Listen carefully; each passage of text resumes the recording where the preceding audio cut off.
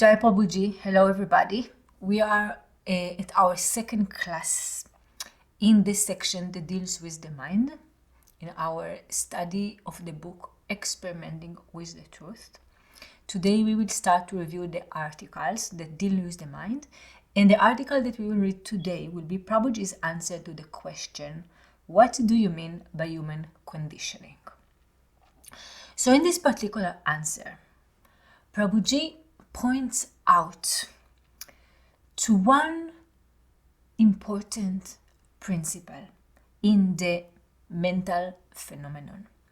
We spoke in the previous section when we spoke about the master-disciple, when we spoke about the spiritual path, how we are covered with different dresses, different identifications, different ideas, different thoughts, relationship, concepts. Many things that we attribute to ourselves that in fact it's not us, but it's a covering.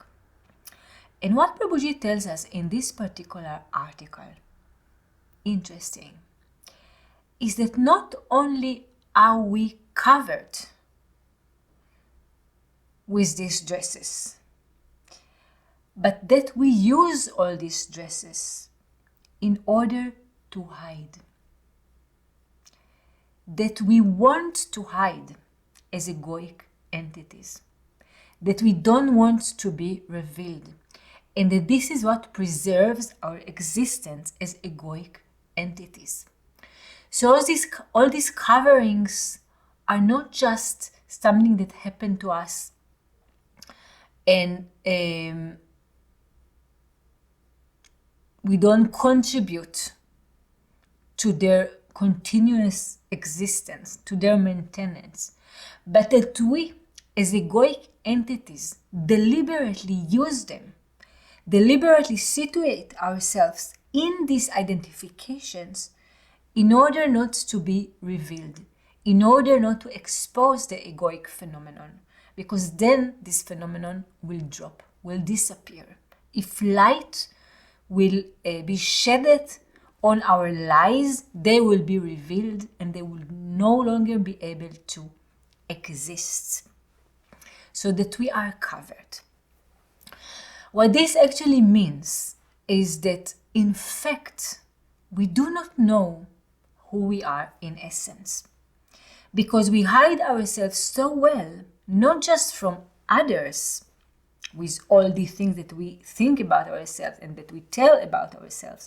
Not only we are telling others lies, but most importantly, we hide ourselves from ourselves. And therefore, we do not know who we are because we don't want to know who we are. We want to situate ourselves again in all these lies, in all these coverings. And this fact that we don't really know who we are is something that maybe is not easy for us to accept or to recognize at the beginning. I remember that at the beginning of my path when I visited our center, Prabhuji Center, I met Govindaji, who was an elder disciple than me, and we had philosophical conversation talks. And in one of the talks, Govinda asked me who you are. And I remember that I didn't even think for a second, and without any shame or any hesitation, I immediately jumped and I said, I am Hadar, which was my name, previous name. And I think what this tells us is that many times we live with a false notion, a false assumption that we know who we are, even though we never checked. Because I never asked myself previously, who am I?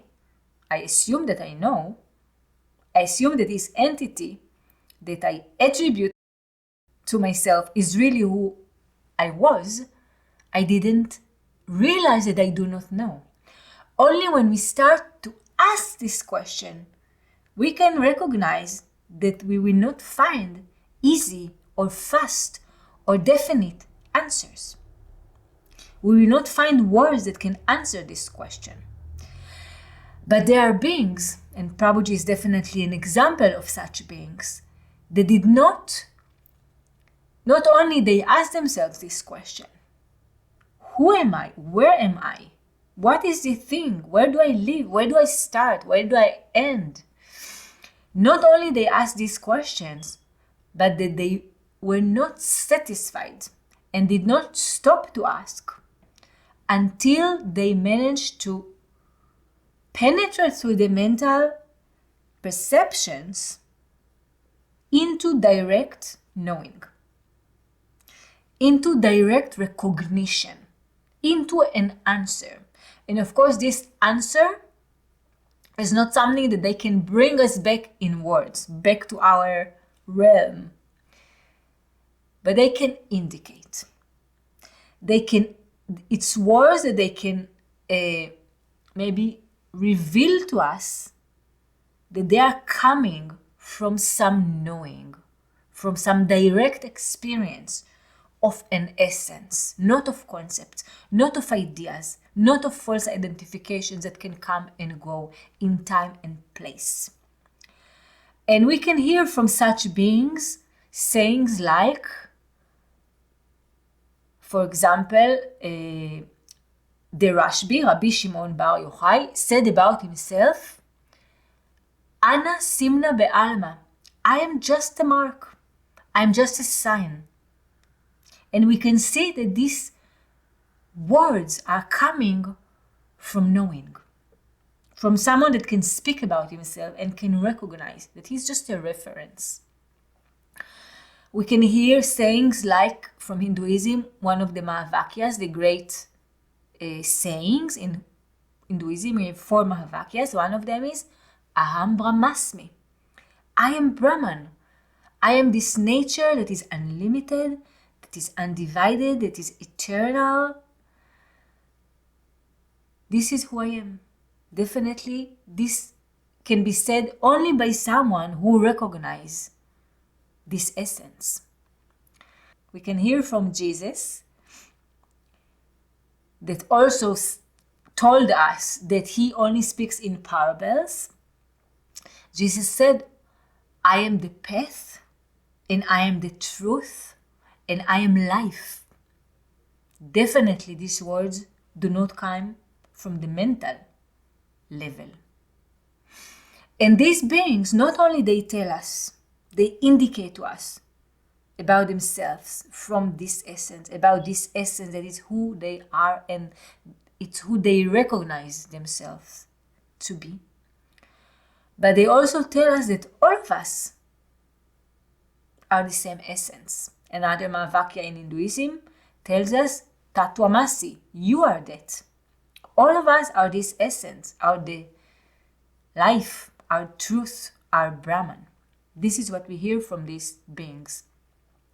And what these beings also tell us, in addition to indicate to us from this realm of knowing about our essence, they can also give us clarity about the veil that does not allow us to be situated in this essence and to recognize this essence, this veil of the mental activity, this veil of confusion, of misunderstanding regarding what is happening in our reality. And the reason that they can help us is because only from a level of being, only from the realm of knowing, they can see in clarity the complication. From the confusion, we cannot see what is going on here because the nature of the confusion is the confusion itself. What allows the lie to exist is the darkness, is that the light does not reveal it. But from light, from seeing, the lies are revealed and they can be easily recognized. So in this we get immense help from such individuals that can shed to us light on these lies that we hold, on this conditioning that we are trapped in, and can give us like maps that can help us in our own path to discovery, to realization. We can use this map to understand better this condition that we are currently situated in. And this is what helps us, and this is why we dedicate time and energy to study the mind, to study this phenomenon, to study this mechanism, what is going on here, how does it happen, what does it consist of. And this helps us on our path. And this is what we do again in this specific section. The realization includes both the recognition of the essence and the recognition of the lies, right? Once we see that the lie is a lie, we already see the truth. It's the same thing. It's two aspects of the same phenomenon, two sides of the same coin. But the path consists of both. From the confusion, we can go to two directions, and we get guidance into these two directions from realized beings. One is to recognize the essence, to develop attraction to the divine, to develop relationship with the transcendence, to try and recognize ourselves, our true self, our true essence. And the other direction that we find in scriptures and in spiritual path is the direction to detach from the lie, to see the lie, to recognize the mental activity, to recognize the kleshas, for example, that we discussed in previous classes in the previous section, and to detach from it. So we have abhyasya and vairagya, attraction to the divine, attraction to the truth, and detachment from the false, detachment from the current identification, current perception, current clinging to the mundane world.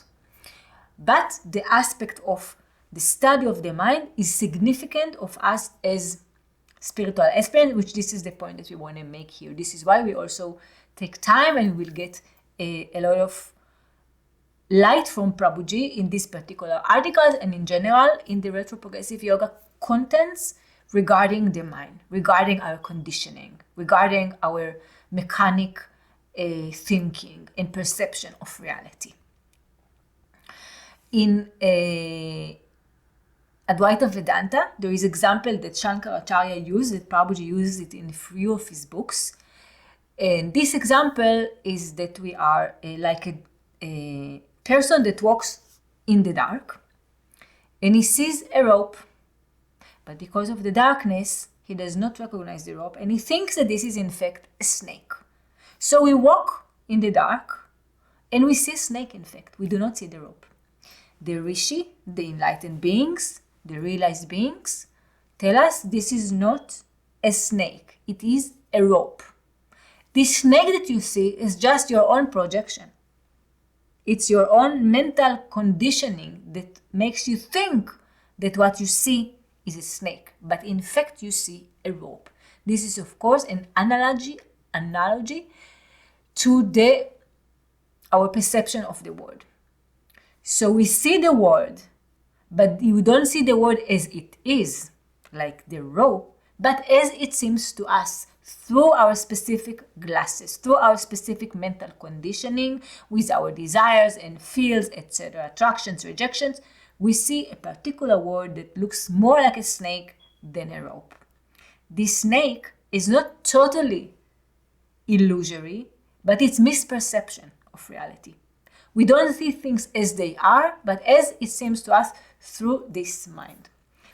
And if we try to explain what we spoke previously through this example, in the abhyasya and vairagya, in the two aspects of the path that consist of being attracted to the reality, recognizing the reality, and to recognize the lie, to analyze the lie, to detach from the lie, if we apply to this example, on one hand, we want to recognize the rope. So we try to see the rope and understand that this is a rope and recognize the rope in what we see. At the same time, we analyze the snake.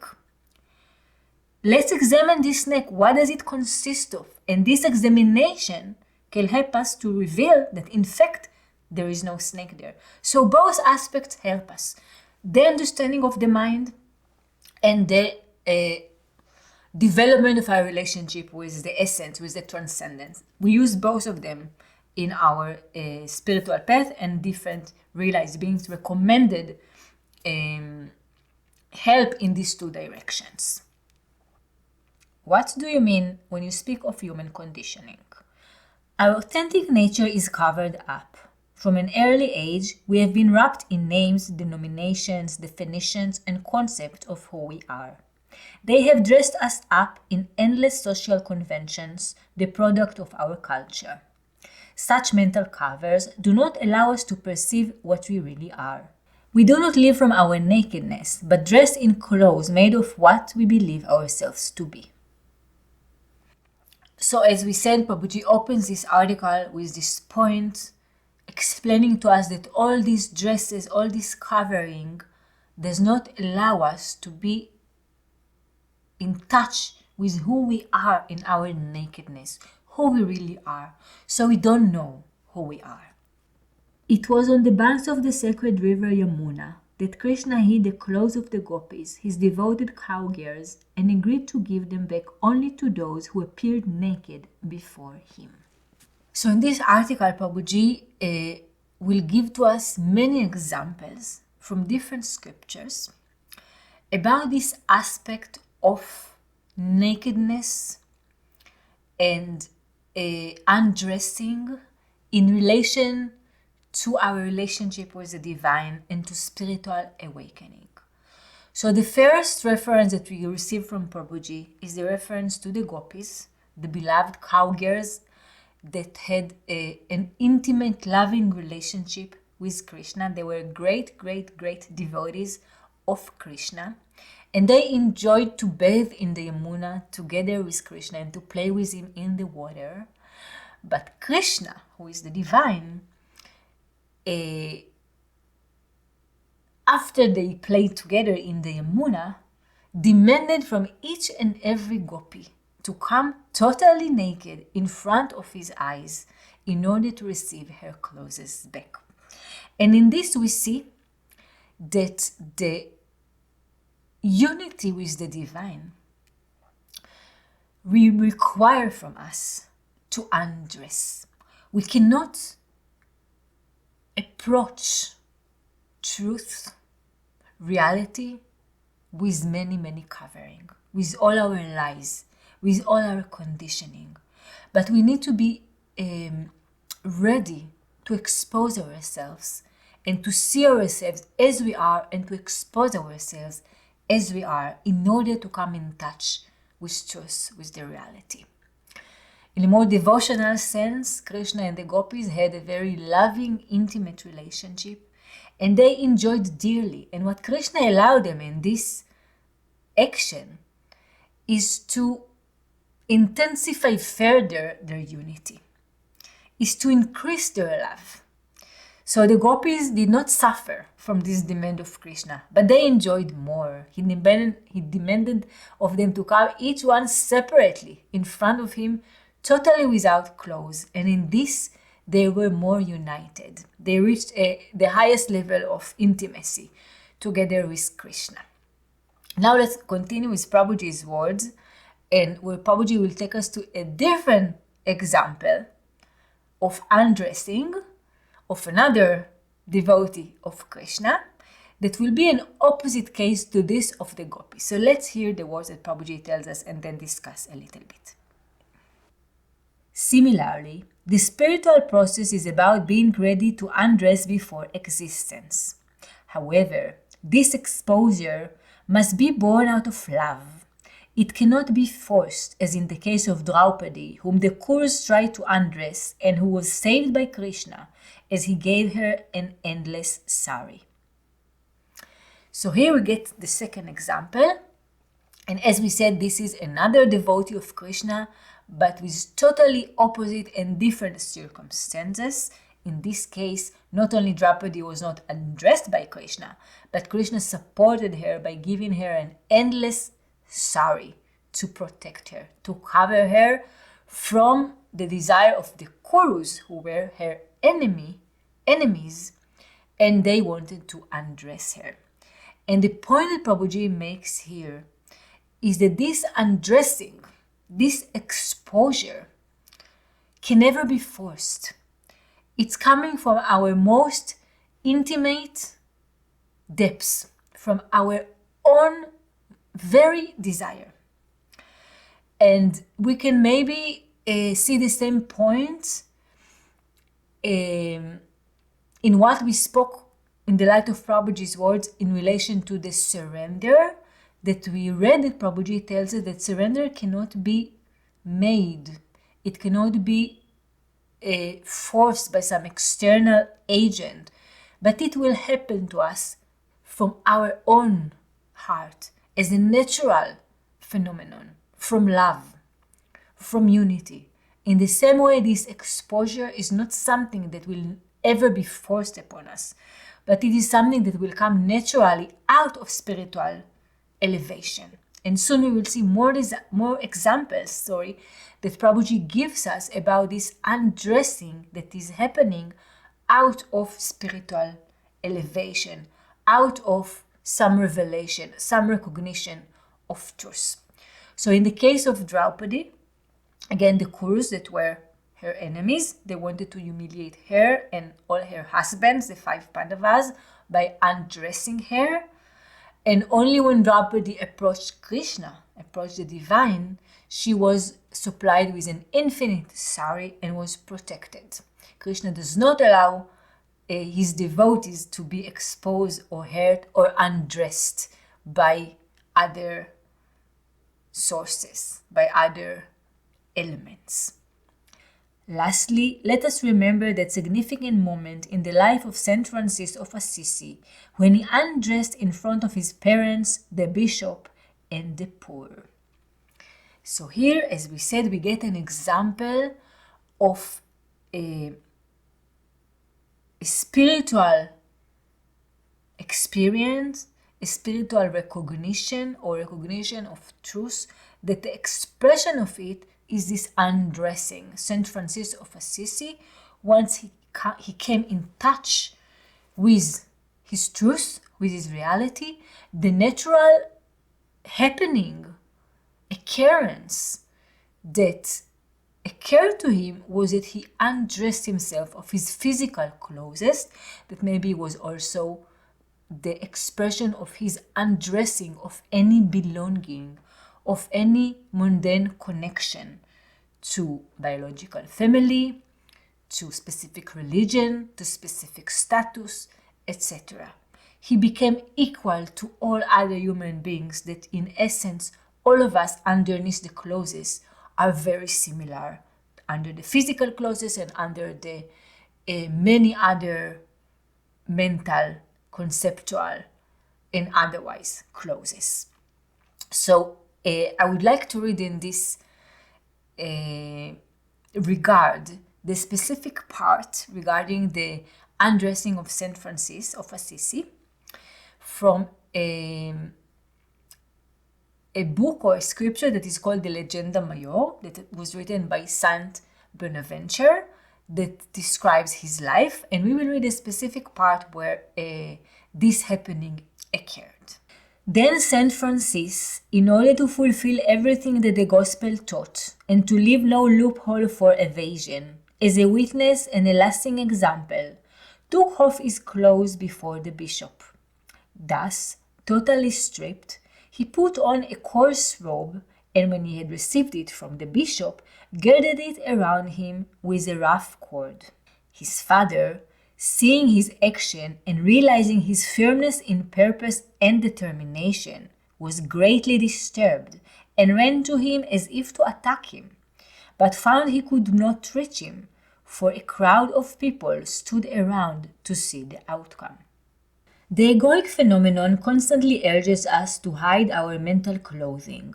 We try to cover our wound called the ego and refuse to air it. We want privacy to continue freely satisfying our selfish demands and needs. People often behave differently in public and in private, and very few expose what they really think and feel. We are so covered with clothing that we forget our true nature. Since we hide so well from others, we have a hard time finding ourselves. So we see, of course, the same principle that goes all throughout this article. And what Prabhuji tells us here,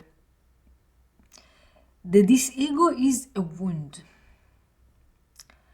And that the base conditions, the favorable conditions of this wound, in order to continue to exist, is to be covered, is to be hidden. He tells us that all of us have two different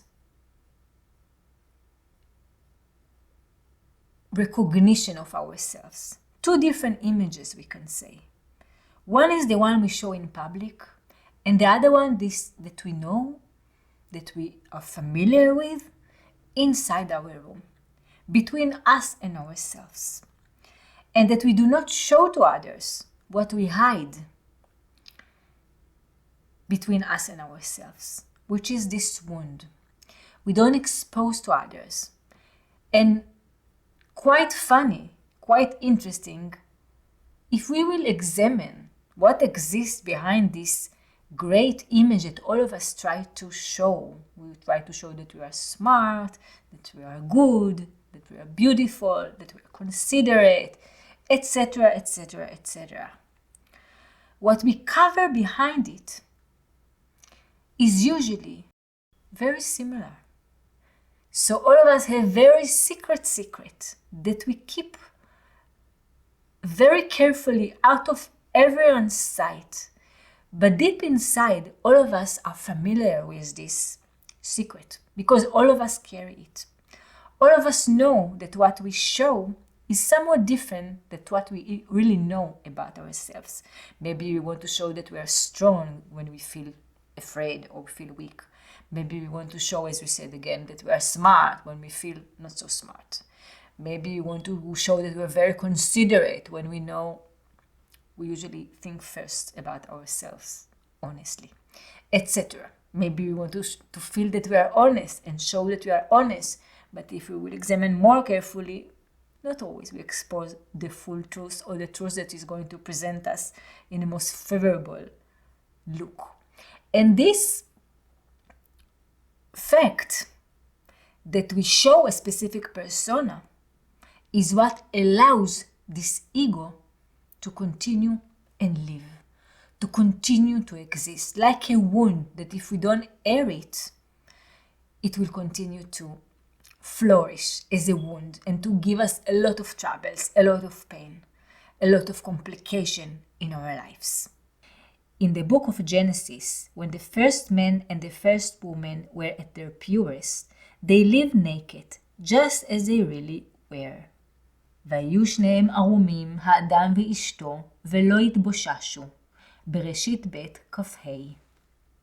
And they were both naked, the man and his wife, and they were not ashamed. Genesis 2:25. It was only after the fall that they became aware of their nakedness and tried to cover themselves. Thus, they were dressed when expelled from paradise.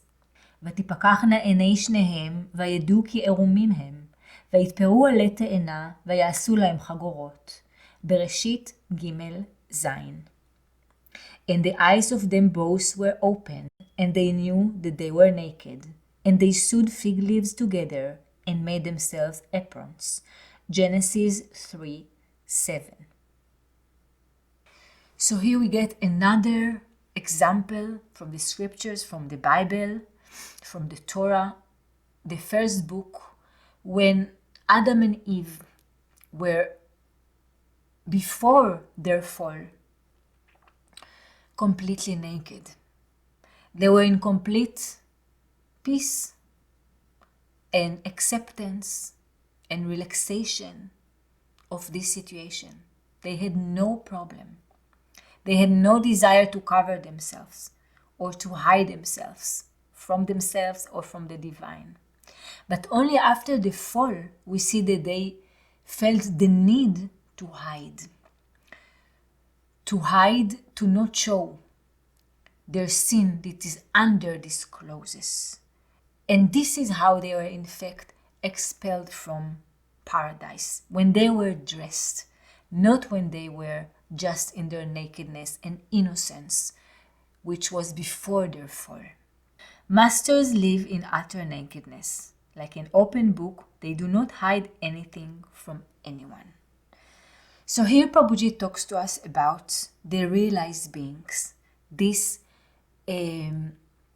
enlightened individuals that accompany us in our study once in a while and show us the way to live, or the way that life is lived outside this mental conditioning. This is why this presence in our life, in our consciousness, is so valuable. Together with Prabhuji, Prabhuji refers to different individuals that the way they live give us a different example, a different way, which of course is what we aspire to as spiritual aspirants, as seekers of truth. And these beings, Prabhuji tells us, do not hide anything from anyone. They live like an open book. They do not try to show some persona that is different than what happens in them. But they live as one phenomenon, with themselves, with others, with the divine. There is no separation, as we saw in our case, in the case of us conditioned beings, that we have one image that we know that is us underneath the covering, and one image that we want to present, to sell, to show to others. We have this separation, this conflict in us between these two entities. In the case of realized beings, this separation does not exist. They just live in awareness of whatever happens, and they allow everything that happens to happen. They do not try to show or to be some beautiful, saintly being, but just the opposite, to allow all the human conditioning to be exposed. And in this particular point, I would like to bring an example from Krishna consciousness of an individual, a saint, that his name is Bhaktivinoda Thakur, who wrote a poem in the end of his life. A very beautiful poem. It is a translation from Bengali, and maybe some of its poetic beauty probably is not maintained in the English translation that we are going to read.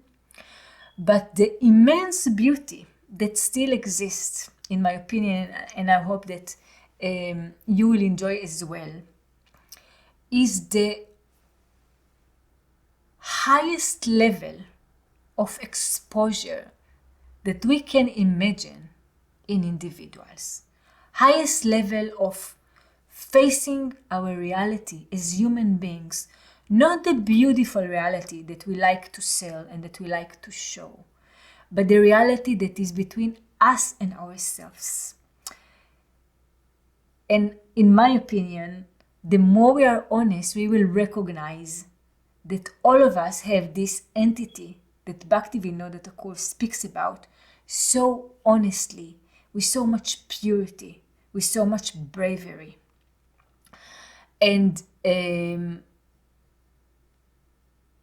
it will be foolish of us to think that maybe we are not as bad as Bhaktivinoda Thakur, or maybe that Bhaktivinoda Thakur was a problematic being, but just the opposite is the case. He was in such a level of purity, of honesty, of a desire of unity with truth, that he exposed himself in the most open manner that a human being can expose himself. So let's read.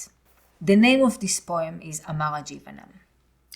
I am an impious sinner and have caused others great anxiety and trouble. I have never hesitated to perform sinful acts for my own enjoyment. Devoid of all compassion, concerned only with my own selfish interests, I am remorseful seeing others happy. I am a perpetual liar, and the misery of others is a source of great pleasure for me. The material desires within the core of my heart are unlimited. I am wrathful, devoted to false pride and arrogance, intoxicated by vanity, and bewildered by worldly affairs. Envy and egotism are the ornaments I wear. Ruined by laziness and sleep, I resist all pious deeds. Yet I am very active and enthusiastic to perform wicked acts. For worldly fame and reputation, I engage in the practice of deceitfulness. Thus, I am destroyed by my own greed and am always lustful. A vile, wicked man such as this, rejected by godly people, is a constant offender. I am such a person, devoid of all good works, forever inclined toward evil, worn out and wasted by various miseries. Now, in old age, deprived of all means of success, humbled and poor, Bhakti Vinoda submits his tale of grief at the feet of the Supreme Lord. And of course, in addition to the openness and honesty, we see here the humility that is part of this particular path. It is part of many devotional paths that recommend us to recognize our tiny existence in front of the eternity, in front of truth. Maybe like we quoted of the Rashbi, Rabbi Shimon Bar Yochai, who said, Anna simna be'alma, I'm just a mark. In Samuel 1, we see that prophesying is related to nudity. ויפשוט גם הוא בגדיו, ויתנבא גם הוא לפני שמואל, ויפול ערום כל היום ההוא וכל הלילה. על כן יאמרו, הגם שאול בנביאים, שמואל א' י"ט כ"ד. And he stripped off his clothes also, and prophesied before Samuel in like manner, and lay down naked all that day and all that night. Wherefore they say, Is Saul also among the prophets? Samuel 1, 19-24. So here another example from the Bible of Saul that was prophesying in front of Samuel, and again the expression of it was that he ripped off his clothes, undressed himself, and was naked all that day and all that night, which causes to question whether he is also a prophet, because he was prophesying in this particular time. And the expression of it was that he took off his clothes in front of Samuel. So again, we see this relation between spiritual experience and undressing, whether physical or any other level of undressing. And we will end this class with the last words of Prabhuji in this article, when Prabhuji will summarize the same point and clarify that observation, meditation, and ultimately enlightenment, the meaning of it is to undress of all this covering. This is all that we talk about. That enlightenment means to recognize ourselves transcendentally to this human conditioning that the question was pointed about. The question was about this mental conditioning. Prabhuji tells us that enlightenment is once we transcend this mental conditioning, which is our hiding under all these many different coverings that we have. Thank you for joining. Jai Prabhuji. We are born without any clothing. Then, pure consciousness becomes covered by ideas, thoughts, concepts, and conclusions. Human conditioning is made of social garments that hide consciousness. To meditate is to observe our garments, physical, mental, emotional, and energetic, and gradually strip of ourselves. The spiritual path is to undress consciousness. Enlightenment is simply to be, abide in our authenticity, and live stripped of all clothes.